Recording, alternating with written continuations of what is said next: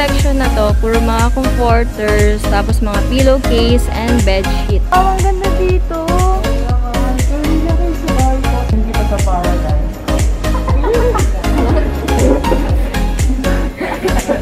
Guys, sumakit kami ng 7th floor. Dito tayo sa may mga beds. Guys, nakatulog na yung bata namin dito. So, itatry ni Ryan i-drive yung kotse.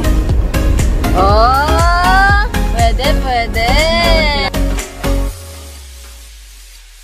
Hi guys, good morning! Nandito kami ngayon sa kotse ni Sir Jerome. Ayan, napakabait naman ng tatay namin.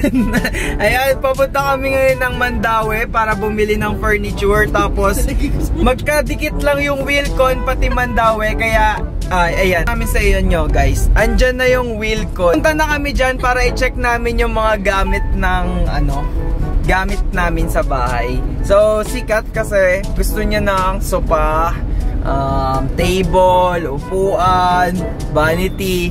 Ano ka girl doon niya? Hindi naman, grabe naman. Unti lang mga gusto ko ng meron ba dyan TV? Wow! Ref, mga appliances. Si Ina ref daw. Ref kasi hindi na siya makapaglagay dun sa Alam niyo yung mga namin, dapat mga frozen food namin, nandun na din sa baba. Kaya medyo maasim-asim na yung mga ulam namin. Hindi, kailangan ng ref kasi yung maliit na ref lalagay ko sa kwarto ko. Ay, iba din. Yung fresh milk ko, yung mga M&M's ko. Dito na tayo sa Wheelcon. Yan, sa Wheelcon na tayo. So, check namin dito yung mga gamit. Kasi kami guys sa loob ng Wheelcon. So, titingin kami ng mga pwedeng panlagay sa sala, sa dining. Kung meron man kami makita, baka dito na kami bumili. Pero ang luwag dito, walang tao. In fairness. Mga sofa. Ayan. Pero medyo mahal din pala dito. Ito mura 5K, kaso maliit lang. Parang gusto ko dito. Ha? Parang gusto ko dito. Gusto ko yung nakalutang. Sige nga, try mo. Gagi. Magkano yan? Hindi. 15K. Inangat lang dito. Floating couch, ganon. Floating couch. Eto guys, gusto niya mga floating couch. Mahal, iba pala dito. May mga floating couch pala dito eh. Uy, ito maganda eh. Ay, ito maganda. Oo. Ay, yaman. Ang yaman naman. Ay, shit. Lakas makayaman naman ni Sir Jerome. Uy, gusto ko yan. Tapos, parang mo Spa.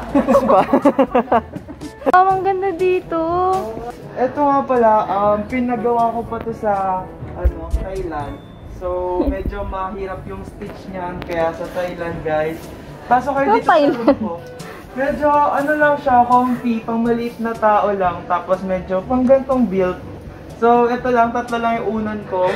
Kasi isa dito, isa gano'n, isa sa paa. So, yun. So, yung laptop ko, pili ko pa to sa Divisoria. Ganda. Ganda. So, siguro ganito yung gagawin namin sa room namin. Pero at least, meron tayong Oo, basis. Oo.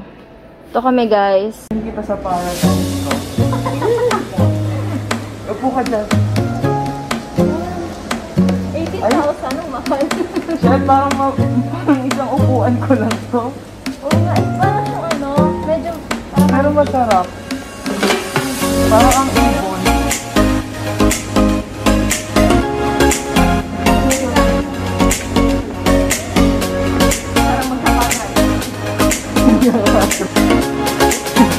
Bagay. And guys, pupunta naman doon kami sa kabila. So wala kami nakuha doon sa sa Wheelcon. So check na lang namin muna dito. And guys, ito naman yung sa kabila. Ito guys, 65K daw yan. Tapos ayun, nasa 34K something. So yun, baka maghanap din kami niyan. 7K lang. Guys, nandito na kami ngayon sa Mandaue. Ayan. Dito naman namin i-check ngayon kung meron kaming magugustuhan. Dito kami sa loob ng Mandaue. And mas mura daw dito. So, tingin natin. Ito, yung sofa. Yung sofa na yan, 26K. 26K lang. Pero malaki na. Ay, kaso member price. Ah, okay. Member price. Pero yung regular niya, 32,500. So, dapat magpapa-member tayo. Eto. Ito, ang ganda din, oh.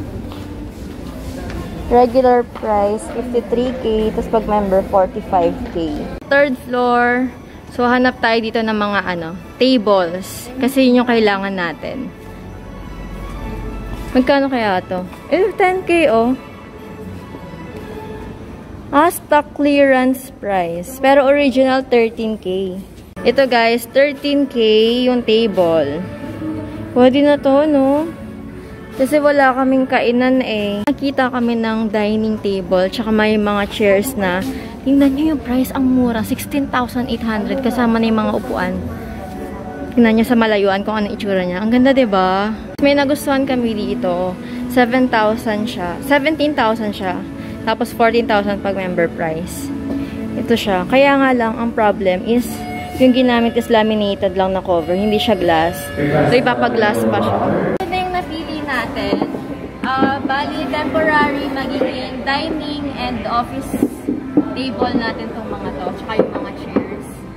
So, okay naman siya. Perfect siya dun sa bahay. Diba? Match kasi puro wood yung bahay. So, ito yung napili natin kasi wood din. Tsaka malambot yung chairs and fairness. Parang masarap mag-work dito. Pinili mo. Nagkakasino pala eh. Quality check muna. Pakiupuan mo Quality check ko. Upuan muna natin. Upuan ko muna ito lang. Kanina kasi nag-check ako ng mga Yung mga dukha mong friend na ngayon lang nakabili ng salaset. Hindi siya maalo guys. Matibay naman. Parang iba yun lang. Ay, ba't pa ako? Tingin-tingin kami guys ng mga bedsheet tapos comforter. Ito ang mura. So, ito yung marble na bedsheet tapos comforter. Queen size, 1.5 lang. Pero sa doon sa SM, yung napagtanungan namin dati, 3,000.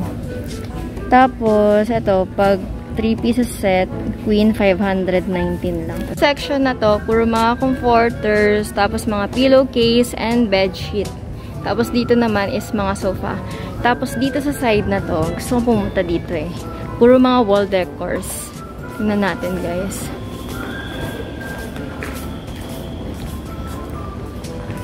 Magkano kaya to? Ito, 400. Ganyan na siya. Tingnan natin dito. Ayan, gusto ko yung mga ganito, yung parang may quotes.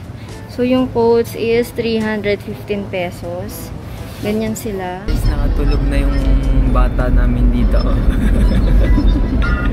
Nakatulog na yung bata namin. So, huwag na tayo maingay kasi sarap ng tulog niya. Mamaya sakit yung leg niya. Patulog yung bata. Ang cute.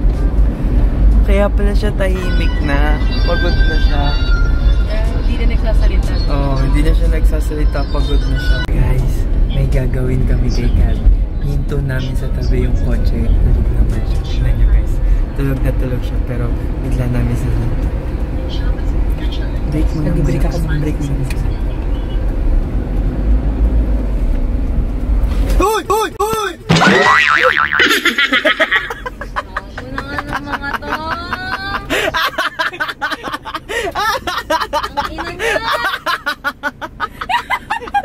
So, itatry ni Ryan i-drive tong kotse.